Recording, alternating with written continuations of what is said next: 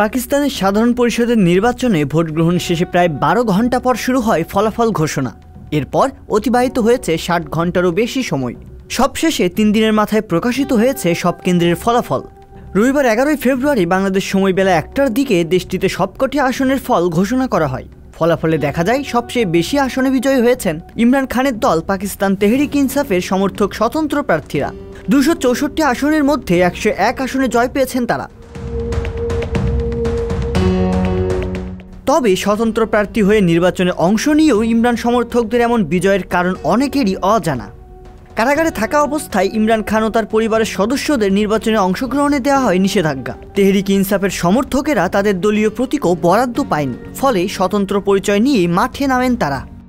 প্রতিকূল এমন পরিবেশে ইমরান খানের সমর্থকদের এমন সাফল্য বেশ সাড়া ফেলেছে।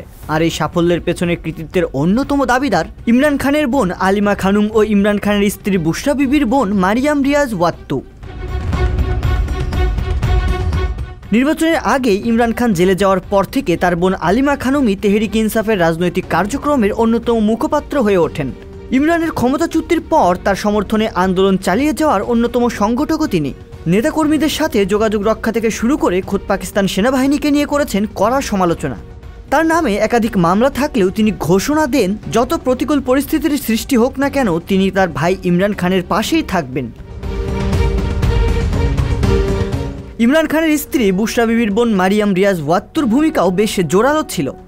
আদালতে ইমরান খান ও বুশরা বিবির বিয়ে নিয়ে যে রায় ও বিতর্ক তার জেরে পাকিস্তানিদের মধ্যে ইমরান বুশরার প্রতি সহানুভূতি তৈরিতে ভূমিকা রেখেছে বলে খবর এসেছে বিভিন্ন গণমাধ্যমে।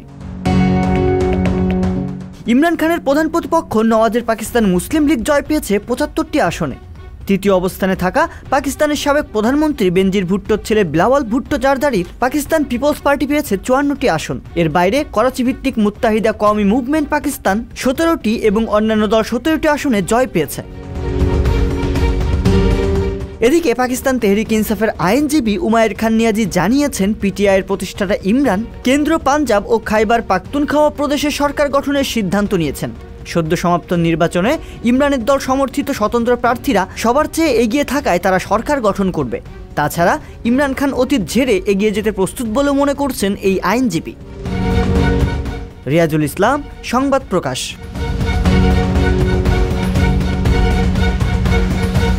সংবাদ, ফিচার ও অনুষ্ঠানের জন্য ভিজিট করুন সংবাদ প্রকাশের ওয়েবসাইট এবং যুক্ত থাকুন ফেসবুক পেজ ও ইউটিউব চ্যানেলের সঙ্গে।